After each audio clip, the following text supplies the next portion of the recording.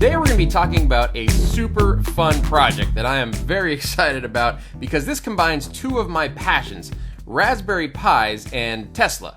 So what we're going to be doing is working with the TeslaUSB project on GitHub to turn a Raspberry Pi Zero W into a device that plugs into the Tesla for a couple of purposes. The first thing that it does is it can be used to store all of your Dashcam footage and the Sentry Mode footage. The second thing that it can do is it can have an extra amount of space for storing music that is accessible by the music system so that you can just play music through the USB interface. The other really cool thing about this is that you can synchronize those files, both the music files and the TeslaCam files, with a share on a Windows PC. So basically, when you're out and about in your Tesla, you're recording all of your footage, and then you pull in and you connect to your home Wi-Fi, this will automatically start offloading all of the TeslaCam footage into that shared folder so that you can view it on your computer. This is great because previously, if you just plug a USB stick into the Tesla, you have to pull that USB stick out, bring it in, offload the footage, and then go put it back in the Tesla. So this is a nice automated way of doing that.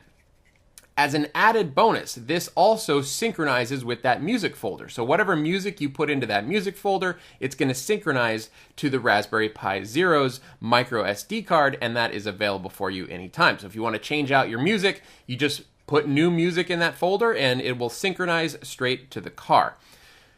This thing's awesome. All right, so first thing I need to do is give huge props to the folks that created this project. And it looks like on GitHub, there's actually two different projects. There's a guy, Cim Ryan, C-I-M Ryan.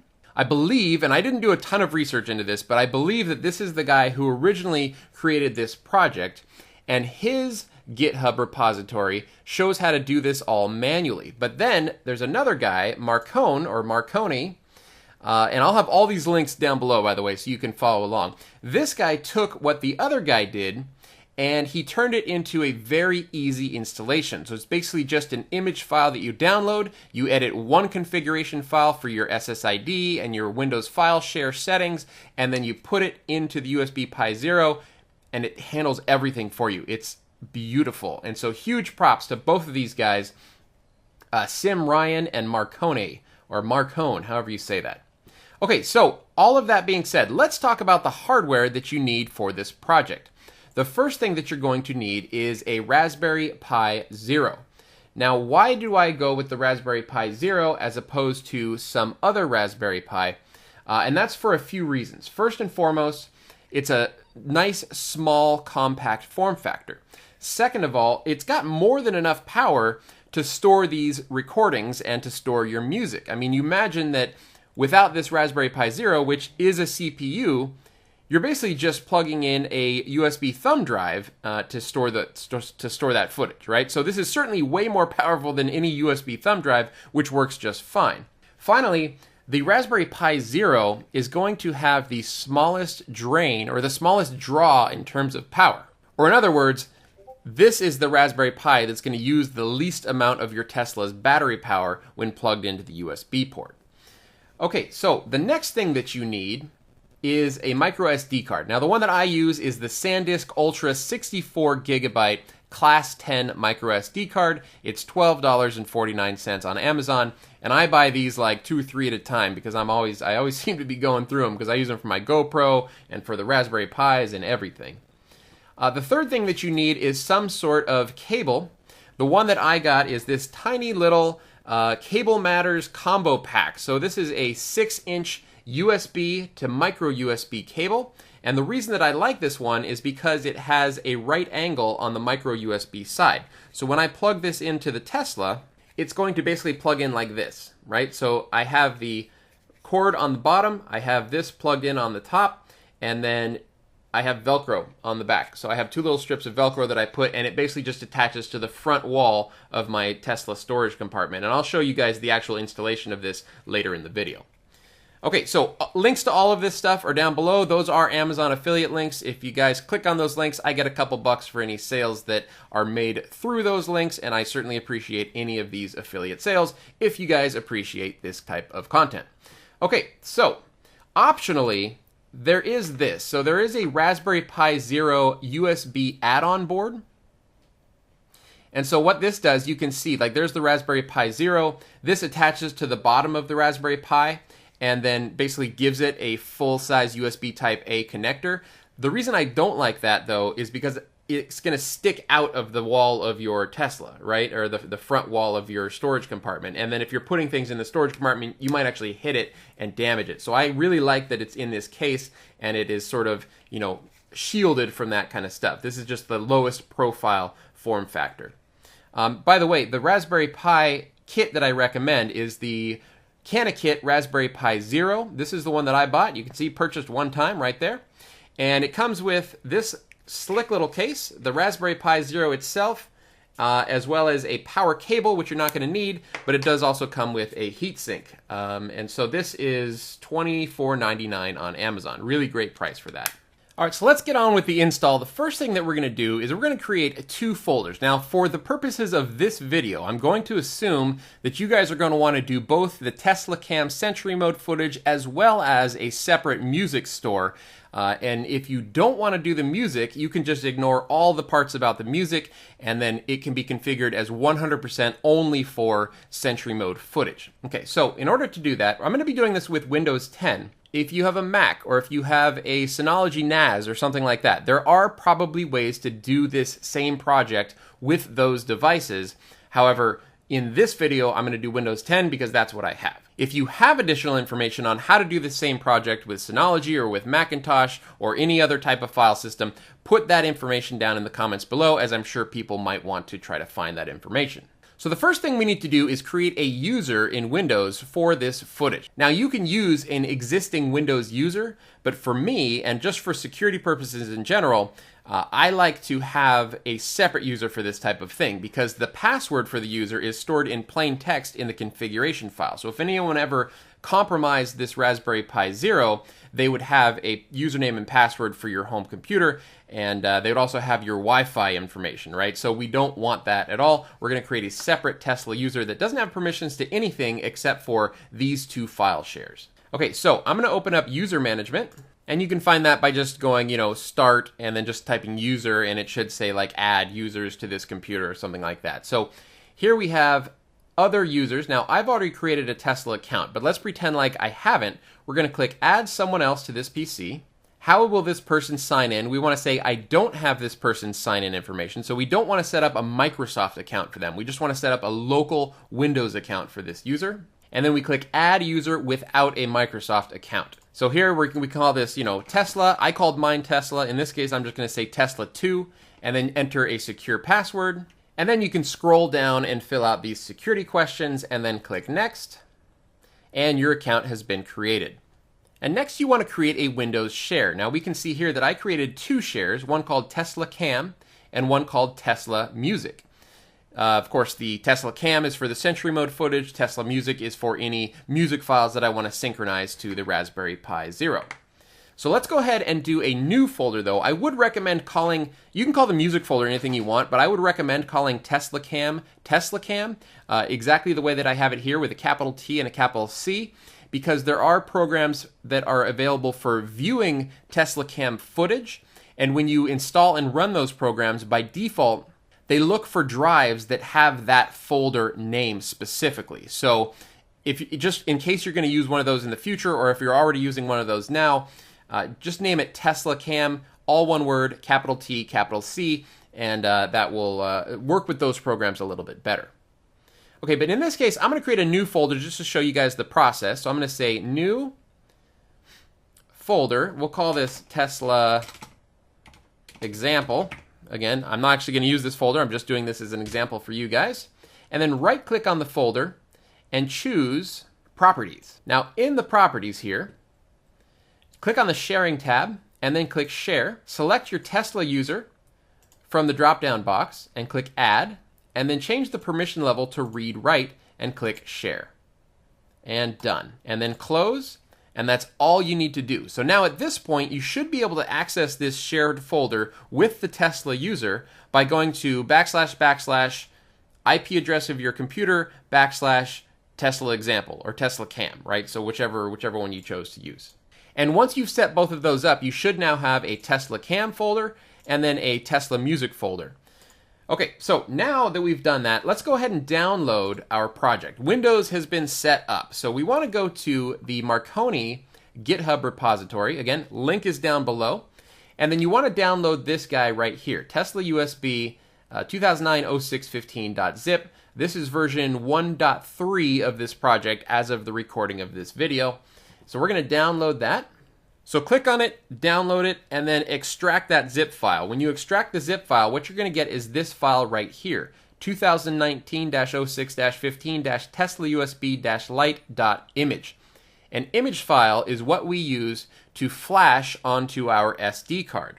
So the next thing I'm going to do, I'm going to take my micro SD card out of the Pi, and we're going to wipe it out and start fresh here.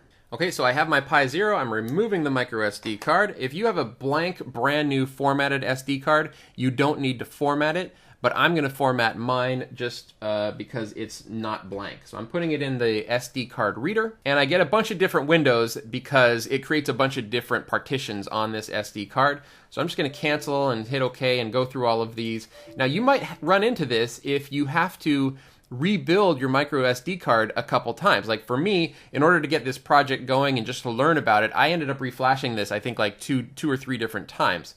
So let's go ahead and get to that drive. In my case, it's drive G, and that's where the files are located. So I'm going to run a program called SD Card Formatter, link down below. This is a free program. And then we're going to see we have the G drive, which is the one that we want to format. Now, big caveat here, if you're going to be using SD card formatter, you can absolutely destroy a USB connected drive or other micro SD cards or USB sticks that you might not want to. So double, triple, quadruple check that you have the correct drive letter that you're formatting before you do this. So we're going to kill out the volume label. We don't need that. I'm going to select drive G, which is the correct one for me, and I'm going to say format. And yes. Okay, now let's just go pop open our disk manager because we want to take a look at this disk and see if it's completely formatted. So let's do that next. You can do start and then just type disk man, and you should see a disk management app option. It says create and format hard disk partitions. Let that load, and then we want to find drive G. Or in this case, it's down here. It says disk 7 removable. Now notice that it says 59.46 gigabytes, and then this 16 megabytes of unallocated space. I don't like that unallocated space, so I'm just going to click on this, and I'm going to hit delete, and yes.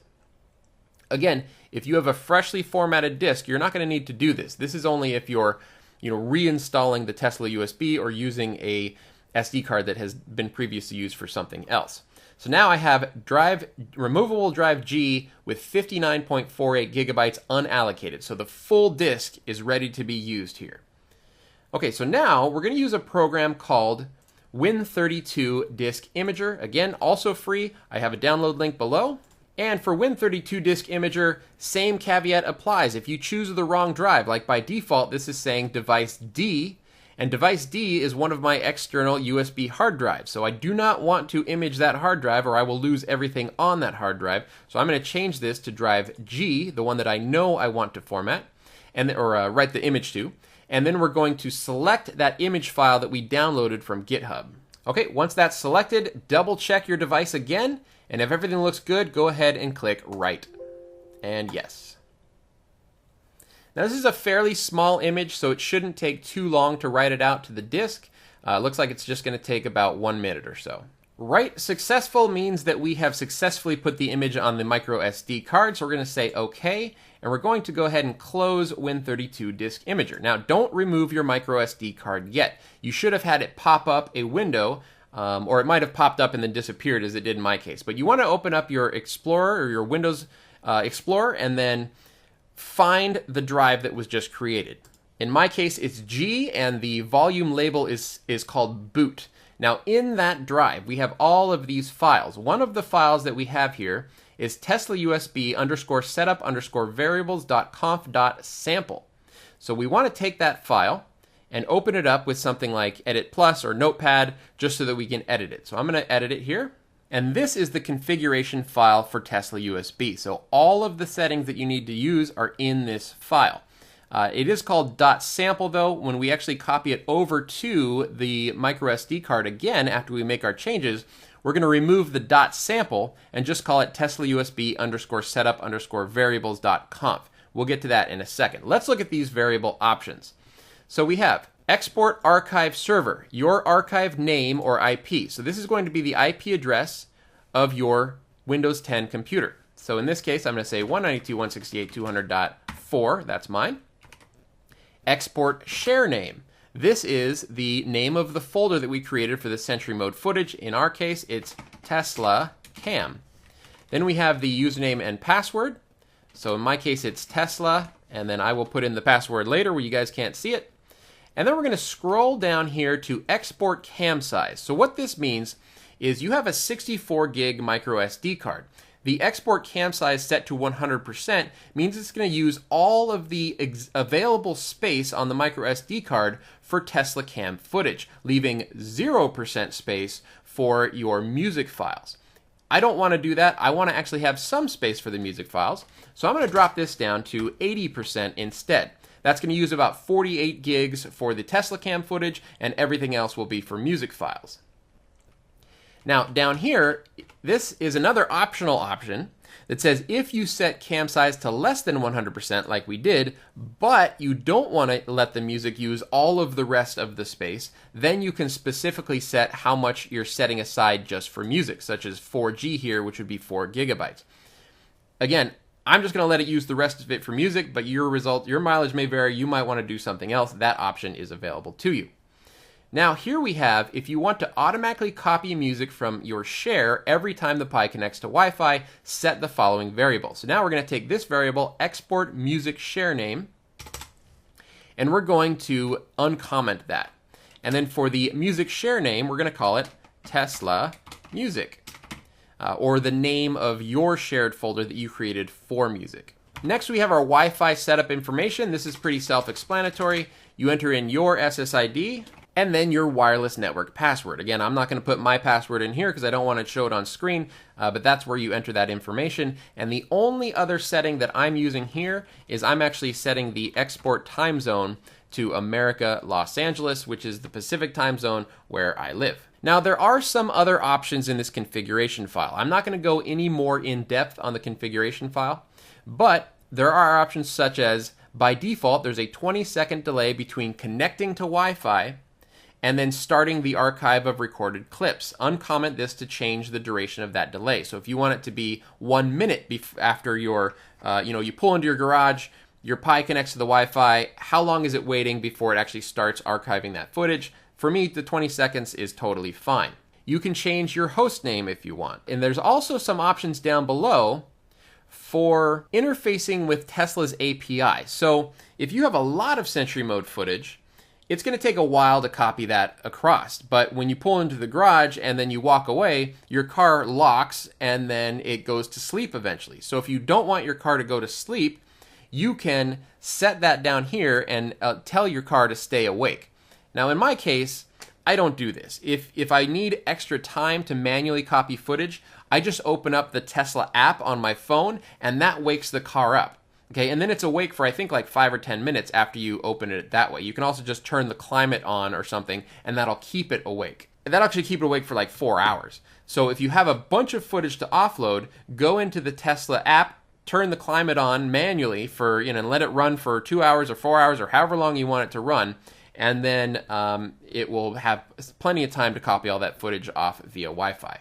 Okay, so that is it for the Tesla configuration file, the TeslaUSB configuration file setup. We're going to now save that, save as, and we want to save it as Tesla setup, TeslaUSB _setup _variables.conf. So remove the .sample. Here's another thing that you should do is when you make these configuration file changes, take another copy of this configuration file and save it to your local hard drive, because if you have to rebuild the Tesla USB Raspberry Pi for any reason, you're going to want a backup copy of this comp file so you don't have to go back and relearn all these settings. So save 2 copies, one to the Raspberry Pi microSD card and one to your local machine. Okay, once you've saved that file, you should now have a TeslaUSB_setup_variables.conf, and at this point you can pull the microSD card and then insert the microSD card into the Raspberry Pi. Now power up your Raspberry Pi. I wouldn't go put it straight into your car at this point. Go ahead and power it up, because this initial process does take some time to get this thing going, usually about 5 to 10 minutes. So I'm going to go ahead and plug mine in, and then we can see that the LED is on. Right there, you can see the LED is flashing, and that means that it is starting to do its thing. How do you know when you're able to connect to this thing? You can connect to it. I would give it about 5 minutes after you first plug it in, and then you can see if you can connect to it. There's a couple of ways that you can find it on your local network. The first way is to look at your DHCP leases and just try to find, the MAC address of the Raspberry Pi. It'll actually show up, or for me, it showed up in EdgeMac's DHCP leases as TeslaUSB. So it was pretty easy to find it in the USB leases, and then I was able to get the IP address. After you let it boot up for about 5 minutes or so, you should be able to SSH to it at pi@teslausb.local, because assuming that your wireless connection is working properly, it should just come up on your wireless, and then you should be able to get to it with that address. I found it a little bit hit and miss whether or not the pi@teslausb.local was working. It was probably, though, because I was trying it a lot, right? So, plug it in, wait about 5 minutes, and then perhaps go try to see if you can SSH to it. So now, to SSH, I'm just going to use Windows 10 command line, and I'm going to try it now. Let's see if we have it available. I know that my IP address of mine is 192.168.200.208, so let me ping that first, and it is already responding. So let me try the name first. So I'm going to SSH to pi@teslausb.local, and it did not like that one. Okay, so it didn't like it yet for me. Again, your mileage may vary. Sometimes it'll work, sometimes it won't. But now I'm going to say SSH pi@192.168.200.208. And, I have a bad key since I've already been using this device. So I'm going to say cd.ssh, and I'm going to edit my known host file and remove the entries for the Tesla USB. Again, this is probably something you won't have to do yourself. Okay, so I've removed that entry in the known host file, and now if I SSH to pi@192.168.200.208, we say yes, and then it has the default password of Raspberry, and now we are in. Okay, so how do we tell what's going on with this thing? There's a few ways. They built in some indicators that tell us what it's doing in the back end. Okay, so if we go to cd/boot, and then we do lsla, we can see a couple of things here. Number one, this all caps file, Wi-Fi enabled. That means that it's successfully connected to our Wi-Fi. Then we have this all caps file, Tesla USB setup started. That means that it has started the process, and it is logging as it goes along, and it logs to TeslaUSB-headless-setup.log. So let's tail that file, meaning watch it as it grows. As the log file grows and gets more entries, we're going to watch it. So we say tail-f Tesla USB-setup headless-setup.log.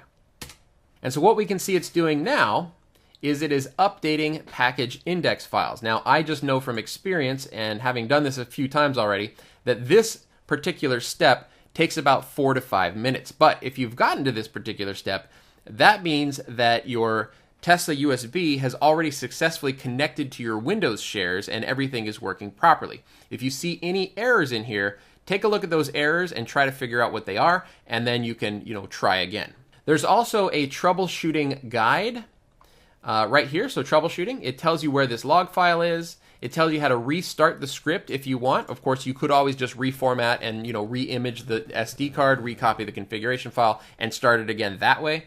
But this does tell you how to restart it if you want. If Wi-Fi doesn't come up, it tells you how to fix that, or at least where to look to fix that. And then down here, it talks about what's happening under the covers. So we have our log file. It tells us the marker files such as USB setup started and USB setup finished. And then it also tells us about the Wi-Fi enabled file. It also has LED flash patterns, right? So once it finishes setup, it's going to reboot, and then when it comes back up, it will be blinking twice, once a second. So beep, beep, beep, beep, beep, beep. And when it's in that mode, that means, it doesn't actually beep, by the way, it just flashes. I threw in the beeps. That means that it is ready to go, and we can then put it in the car. Okay, so I'm going to keep an eye on this log file, and then I'm going to come back once it is finished, and then we're going to take a look one more time. Install is finished, and in my case, it actually did not install perfectly this time. So I had to manually restart the installation, actually twice. It got stuck on one line, and after about 12 or 15 minutes of being stuck on that line, I knew that that was too long. So while I was watching the log file, it stayed in one place for 10 to 15 minutes. That's too long. You know it probably hasn't worked at that point. So what you can do, here I am logged back into it because I did get it to successfully finish, is you can do sudo -i, and this basically makes you the root user, and then you can just run /etc/rc.local. I'm not going to run it now because I'm all installed, but when you run that command, it restarts the installation, picks up where it left off, and it gives you a lot more verbose information about what is actually happening than the log file does. So pro tip for you, if it does seem to pause or halt or stop, go rerun /etc/rc.local and you should be back on track. Okay, so now let's take a look around the operating system. This is going to be running a little bit slow for me because it is currently copying my music files over to the Raspberry Pi. So if I say df-h, that's showing me the disk-free information. We can see a number of things here. So number one, we can see that it has successfully mounted TeslaCam and Tesla Music, the Windows shares that I created. And those were mounted to Mount Archive and Mount Music Archive. I also have this /mount/music, and if we go there, cd/mount/music, here we can see two directories of what will eventually be three directories of music that's currently being copied over to /mount/music. So if I go into one of these folders, and I keep refreshing it, we see these temp files. This is actually, you can see the numbers going up there, and it is copying files in as I keep refreshing it. Okay, so another thing we can see, df-h, is we have a 58 gig partition called /backing files. Okay, so that is where we keep all of our music stuff and our security footage, right? It's basically like a bigger disk within a disk, if you will. So if I say cd/backing files, and I look in here, we could see that I have a 48 gigabyte, let me actually do -lah, make it human readable. I have a 45 gigabyte CAM disk and a 12 gigabyte music disk. That's that 80%, 20% split that I set up in the configuration file. Okay, so now the last thing that I need to do is just wait for my music files to copy over, and then we can disconnect the Raspberry Pi Zero and go hook it up in the Tesla. Okay, so out in the Tesla, we're going to do our installation now. I have the Raspberry Pi in its case, and there are two spots to plug in a micro USB cable. You want to use the one that is closer to the center of the Raspberry Pi. Okay, so not the top one here, this second one down here, because that one is both USB and power, whereas the top one appears to be power only. So what I'm going to do is I'm going to plug it in. You can see that I have these two dots. This is where my Velcro is. So I have Velcro on both sides. I'm just going to attach it to the Velcro, and then we're going to plug it in like so. Okay, let me take the case front off. And what you'll see here, let me get my light on there, is the Raspberry Pi booting up. There we are, fully installed. And then you'll see the LED, which, let me put the light down again. The LED is right here. When that LED starts blinking, where it is 2 blinks per second, that means that it's ready to go. Now, when you plug this thing in the first time, or any time really, it takes about 30 seconds before it actually boots up and then becomes a USB, a recognizable USB drive for both your music and the Dashcam footage. You'll know when it's done for two reasons. One, this will start blinking twice per second, and then second, you will see the Dashcam recording icon pop up on the screen. There it is right there. So you see that icon right in the center, the little camera looking one with the red dot? That means that our USB is detected and recording. And you should also now see a USB option available when you click on your music, and then you can play the files that are in that folder. Okay, well that's basically all there is to it. I hope you guys enjoyed this video. If you did enjoy it, make sure you give me a thumbs up down below and subscribe if you'd like to see more stuff like this. All right guys, we will see you in the next video.